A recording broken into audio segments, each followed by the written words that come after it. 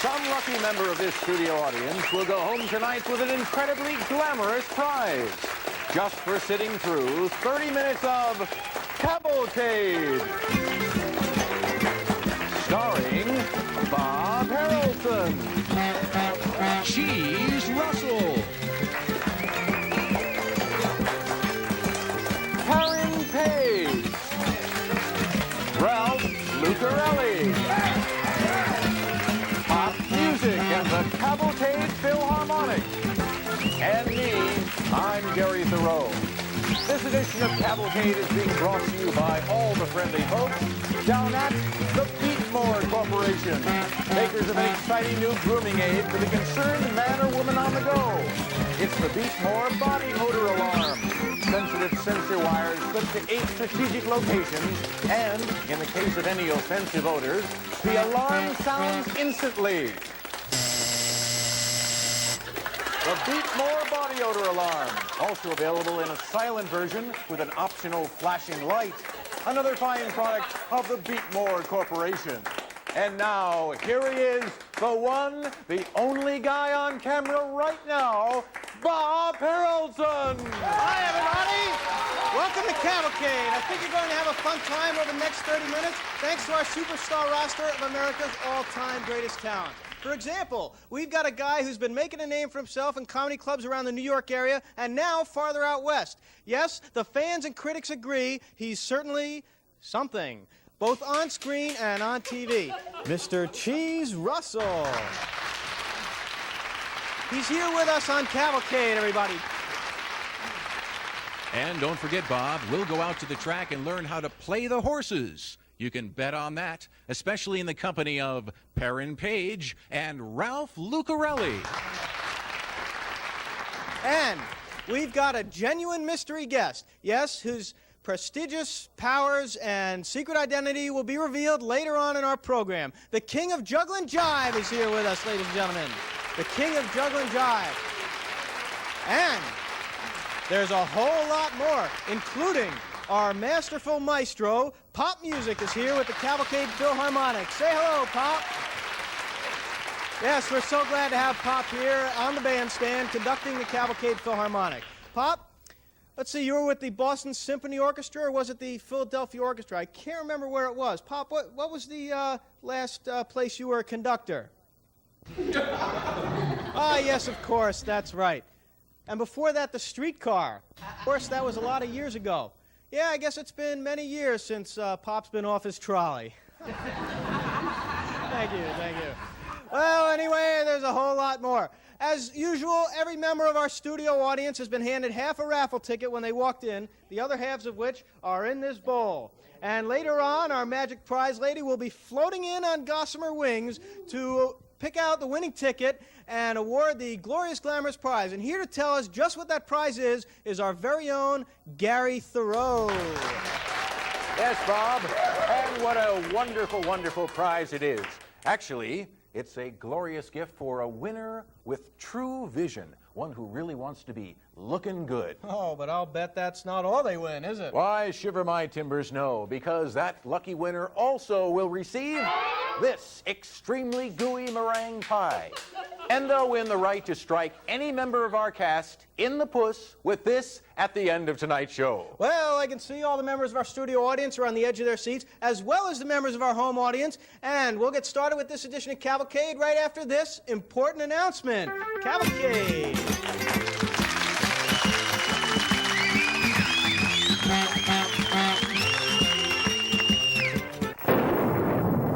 If you're in the market for a new or hardly used organ, then Dr. Dave's Organ Shop is the place for you.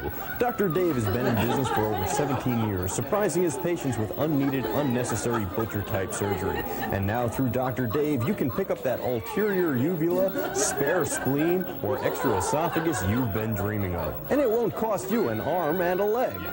You've got to be kidding me. There's no more waiting indefinitely for some idiot to intoxicate himself or herself into donor status. Not when there's a Dr. Dave's Organ Shop in your neighborhood. Hey, I'm an actor. I come to Dave's. For me, he always has the juiciest parts. And the easiest financing. Hey, do you think we'd take what we want out of your hide? Dave's come through for me. Last week, he lent me a hand. Just walk, pull, or carry your old organ in a jar to Dr. Dave's and receive his famous 2.5% off. My whole family shops at Dr. Dave's.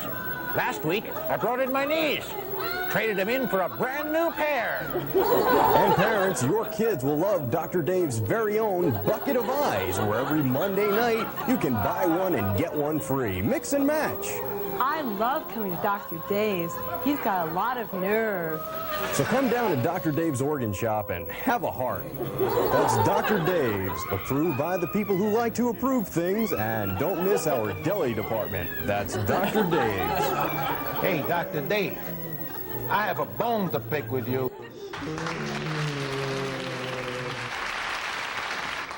Ladies and gentlemen, Cheese Russell. Hello. It's good to be here. I've been down. Cut it out! I've been down in the South studying acting, which is a good idea. You know, because if you're going to study acting, you go to one of three places, right? New York, L.A., Athens, Georgia. I chose Athens because I got in. But actually, it doesn't matter where you go to drama school, because no matter where you're going to go, you still have to study Shakespeare and all that kind of stuff. Of course, at Georgia, we do Shakespeare a little bit different. You know, in most schools, it's sort of like, to be or not to be? That is the question. Well, it is noble in the mind's eye, you know what I'm saying? Well, Georgia, we do the same thing, just a little different. I'd like to show you.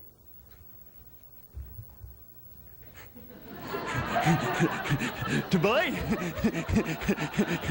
Or not to be? That's a stupid question. I mean, who's gonna choose not to be? Not me. Not Hank Jr. Hank William Jr. wouldn't choose not to be. What's Hamlet so upset about anyways? So his ma wants to marry his uncle. So what? My mom married her brother. Look at me. Yeah. I hope you like that joke, because I just put my underwear very far up my bottom, so I think... Hey, this is great to be on TV, because I like TV. I saw that show Beauty and the Beast. Are you familiar with that show, Beauty and the Beast? Yeah, it's great. It's kind of like a cross, it's like a cross between, like a soap opera and Wild Kingdom. Have you seen it? It's funny, and it stars this guy named Vincent. Now, I'm not sure who Vincent is supposed to be, but he kind of looks like what would happen if Ozzy Osbourne and Lassie had a child. It's depressing, it really is. Of course, I get depressed a lot. The other day, I got so depressed, I called up one of those group party lines. Everyone hung up. It was awful. When I get depressed, I like to eat, I like to eat, which is cool because I work in clubs and they usually give you free food. And I've only come across one club ever where I will not eat, because it is so gross and disgusting and awful and nasty. It's like the worst place I've ever been to. And I can't mention a name, though, because that would be wrong. Mr. Rips, Valley Cottage, New York. Mr. Rips. I swear to God, on the menu there, this is the truth. Under specials, it says tacos, priced accordingly. Why would a taco be priced accordingly? I mean, they're not lobsters, you know what I'm saying? I mean, really, how often does a rancid beef market fluctuate anyways? You know where they eat gross food is in the South. The South, they eat grits. Grits? I don't know if you're familiar with grits. Grits is like hell's oatmeal, is what grits is. The closest thing we had grits in my house when I was growing up was spackle. Spackle. And the only difference I can see as far as grits and spackle is that grits cost more and spackle tastes better. But no, they love grits in the South. They really do. Of course, they also love tractor pulls, so, it's that kind of thing. But I was talking about eating, wasn't I? Because I'm hungry, because I'm depressed. But I need to change my eating habits, I do. Because, well, I mean, not that I eat that many habits, I mean, it's not like I have my own personal nun farm or something. No, but really, the truth is, I need to stop eating so much, because my love handles, for the first time in my life, are starting to hang over my belt, which either means I'm getting fat or I'm melting. Yeah, I don't know. I come from a big family. My parents had 10 children. 10 children, which usually brings up the question, oh, are they Catholic? And the answer, no, just stupid. My father's views on that kind of stuff have actually changed since then, you know, in birth control and stuff. As a matter of fact, he marched in the pro-choice march down in Washington not long ago. I couldn't believe it. I couldn't believe it. When he got home, I asked him why, and he just kind of shook his head and pointed at me. You! That's why! You! Like, calm down, Dad. My dad's actually on vacation now. While he's gone, he asked me to watch his house. So far, it's been great. I've seen 2 break-ins and 1 really big fire, so I like that. And thank you and good night. I'm Cheese Russell.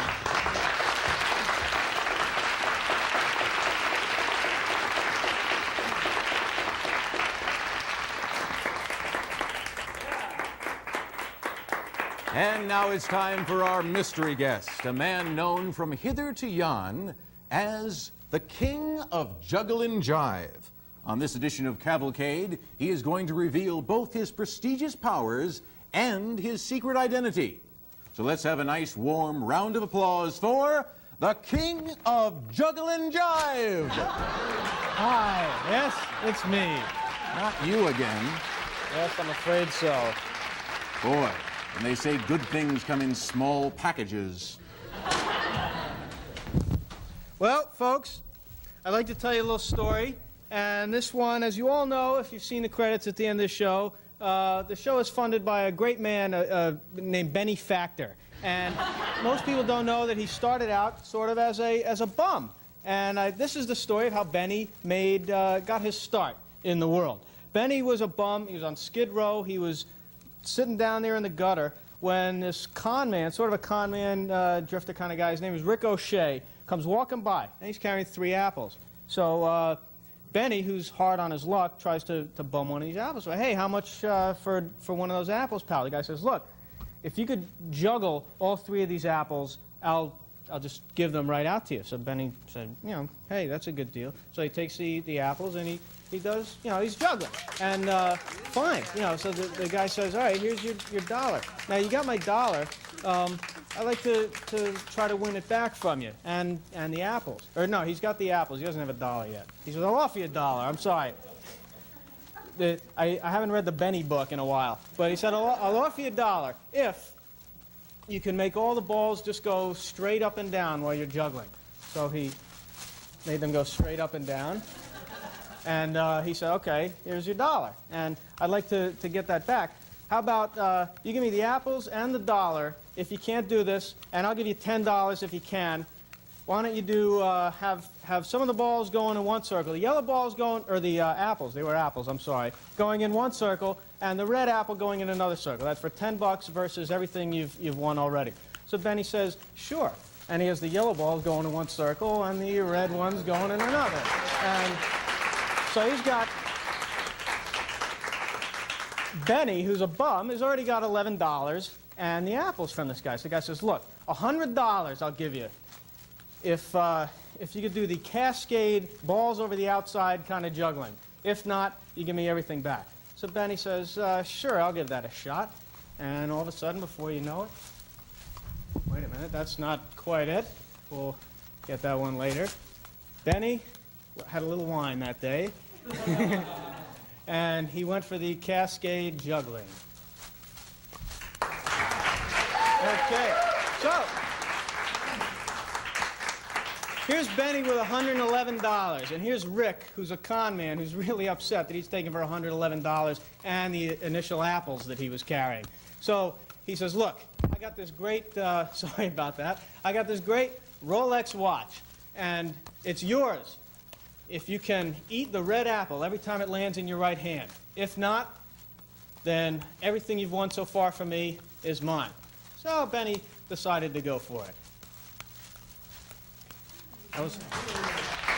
Sorry. Yeah. And so Benny's got the guy's watch. He says, look, you got my watch, you got all the money. I'll give you my car if you could do it lefty. If not, give me everything back. So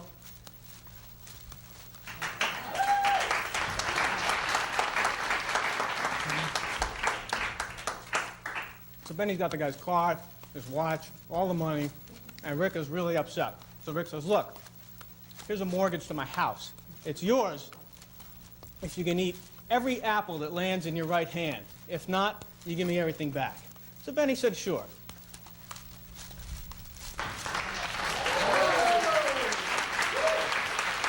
And the guy said, all right, you got my house, you got my car, you got my watch, you got my whole wallet. If you can eat every apple when it lands in your left hand, I'll give you my wife also. If not, you give me everything back. And here's...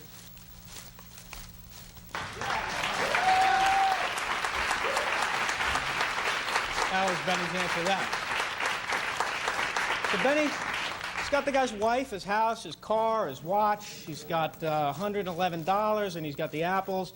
And Rick is really upset. He says, look, you got everything up to my wife. Give me a chance to win it back. And Benny says, hey, you know, what do you have left that I could possibly want from you? So he says, I'll give you my most coveted possession if you can do this. If not, then you give me everything back, down to the apples. So Benny says, yeah, but what's your most coveted possession? And he said, I'll give you my collection of Perry Rodan novels. And he said, sure, that's no problem. And the question was, can he eat the apple? Every time an apple lands in either hand, Benny had to eat it. And here was his reply.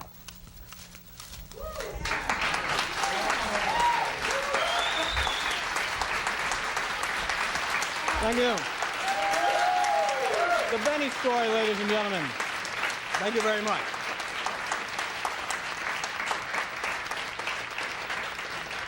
Ladies and gentlemen, Perren Page and Ralph Lucarelli. Come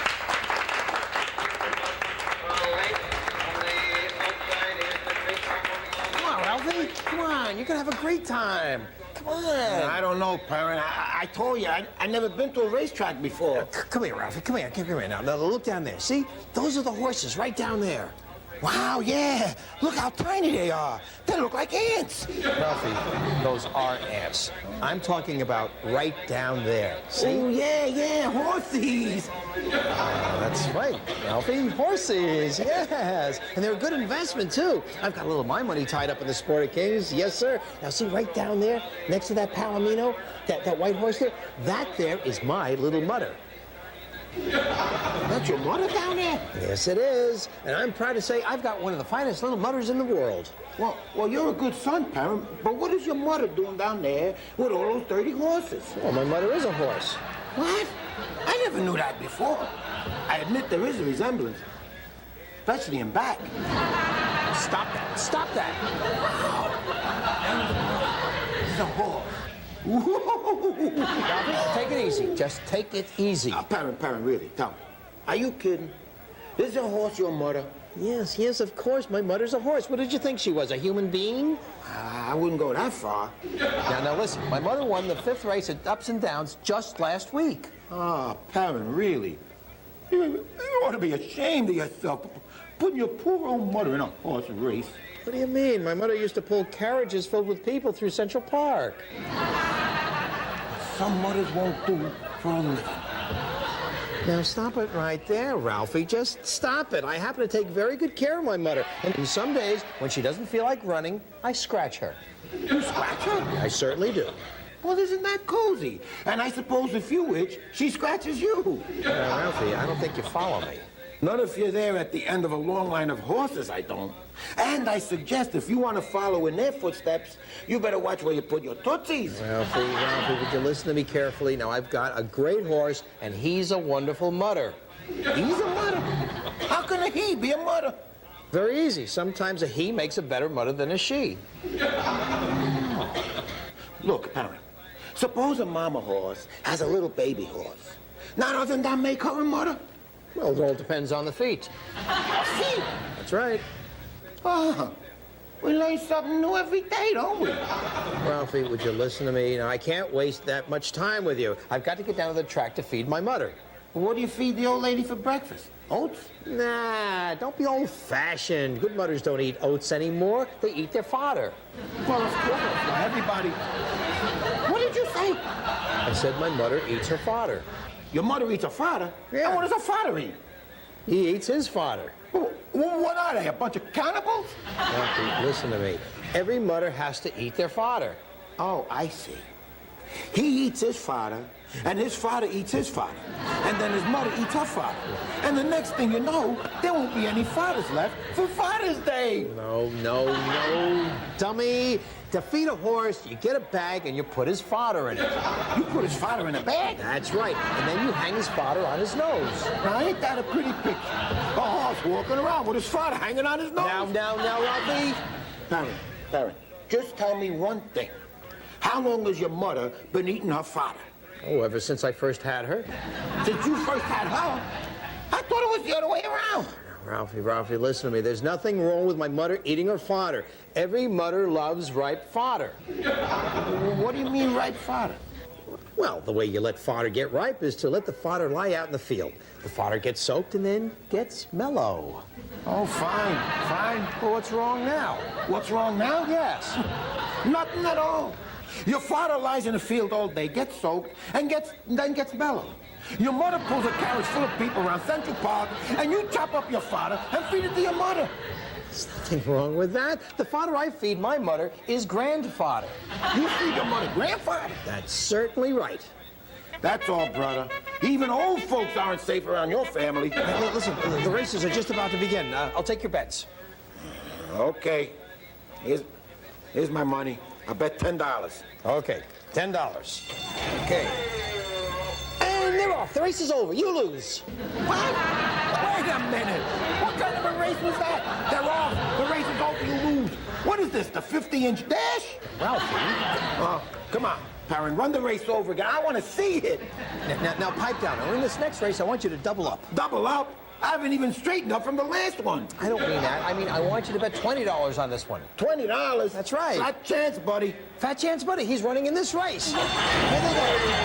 And they're off. The race is over. You lose. What is this? Ralphie, stop squawking and pay me the money, okay? But, Perren... Now, Ralphie, I don't like the way you're hedging on me. And I don't like the way you're clipping my hedge. Ralphie, you know, accidents will happen. Now, come on. Maybe the horse got some dust in his eye. Of course, you know what dust is, right? Dust? Yeah, that's mud with all the juice squeezed out. No, never mind. Now, in this next race... There ain't gonna be no next race. Ralphie, there's only gonna be 2 horses in this next race. You can't lose. There's Marie's Bustle and Jones of Toots. Hey... That's right. That's right, sure. 2 horses. 2 horses. I bet on each one. I can't lose. Okay, Perren. Here's $20 on Marie's Bustle and $20 on Jones of Toots. Okay, all right, come on. Okay, the horses are at the post. And they're off. And Jones of Toots is first and Marie's Bustle is second. Come on, Jones of Bustle. Don't you mean Jones of Toots? I mean Jones of Bustle. I'm betting on the 2 of them. Oh, okay, all right. Okay, they're rounding the turn, and it's Jones of Toots first, Marie's Bustle second. Come on, Marie's of Toots, Jones of Bustle. They're in the stretch, and it's Jones of Toots first, Marie's Bustle second. They're under the wire, and the winner is Almond Cluster. Almond Cluster? What kind of a nutty thing is this? Get your money up fast. Now, here comes the last race. That was my last race. You ain't gonna make a sucker out of me. Ralphie, my all-time bosom buddy. I mean, here we are at the track. I'm your lifetime chum. Are you calling me a thief? All I know is, when we shake hands afterward, I have to count my fingers. Ralphie, listen, you can't lose in this race. There's only 1 horse in this one. You can't lose. Only 1 horse? That's right. Well, that's a little different. What horse is it, Perren? Beetlebaum. I think I heard of him. Yeah, he's out of the Spike Jones stable. I think Doodles Weaver is up on it. Oh, yeah. Okay, Perren. I'm gonna put everything I got on Beetlebaum. Now you're talking. Here, put $10 on the nose. You got it. $10 on the nose. on the tail. $10 on the tail. Put $10 under the saddle. $10 on the... Under the saddle? In case it comes in sideways. Hey, that's a good idea, Ralphie. Okay, here we go. And they're off in a bunch. How can 1 horse go off in a bunch? And at the first turn, it's Beetlebaum. At the halfway mark, it's Beetlebaum. At the 3/4 mark, it's Beetlebaum. In the stretch, it's Beetlebaum. And the winner is Beetlebaum. Hooray! I won! I finally won a race! Give me my money, Perren. Just a minute, folks. It's a photo finish. A photo finish? How could it be a photo finish? Marie's Bustle just came in from the last race.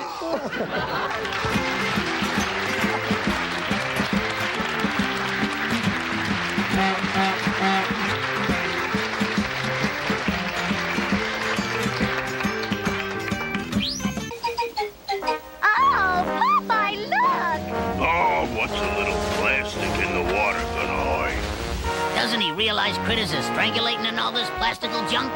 We's gots to help.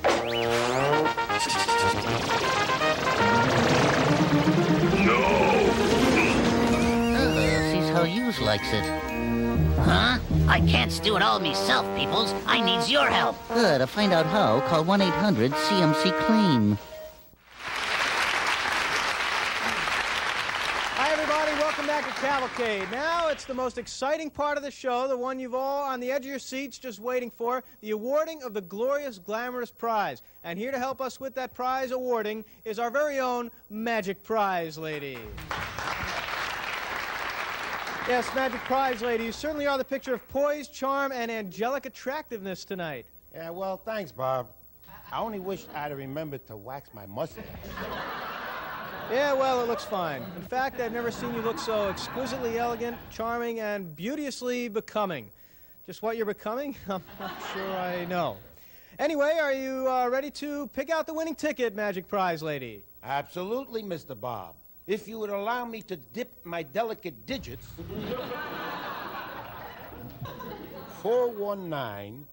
419-317. 419-317. Anybody out there? Yes, we have a winner. Come right up here. Stand right next to the chair. And I'll take my mic around here. What's your name? Maria. Maria. Have you ever been on Cavalcade before? No, this is my first time. Well, are you ready to accept your glorious, glamorous prize? Oh, more than ready. And here to tell you what that prize is our very own Gary Theroux. Well, my dear, you've actually won two wonderful things in a super neat prize package that we call eye-opening artistry. The subtle skill of dressing to a T. Now, you know how important that first impression is when you're out in the town at a formal ball, a deluxe dinner dance, or amid the hoi polloi with your boy. We know you want to see and be seen. And when folks look at you, you want the words on their lips to be looking good. And so, direct for you from Cavalcade, we have this stunning evening wear ensemble modeled by our own Mr. P. Ah, Mr. P. Yes, in any crowd, you will certainly stick out whenever you wear this eye-popping creation from that noted French designer, And as you'll note, this extra rounded feature here serves a triple function. It hides a paunch or an early pregnancy and safely preserves, protects, and defends your own personal belly button. And it works equally well for innies or outies. And it's taking care of all of those things in this case. But I'll bet that's not all she wins, Oh, Gary. silly boy. She also wins, of course, this extremely gooey meringue pie and wins the right to strike any member of our cast in the puss with this. So there you are, my dear. And Strike who do at you, will. Who do you But Will choose didn't to show up, anoint though. in this show, Maria? Will is not here. Anybody on the other side of the chair would be a good choice. Remember they said single member. Oh, yes, an excellent choice and very richly deserved. Perren Page wearing the pie. And I'm afraid that's all the time we have in this edition of Cavalcade. We'll see you all again next time on Cavalcade.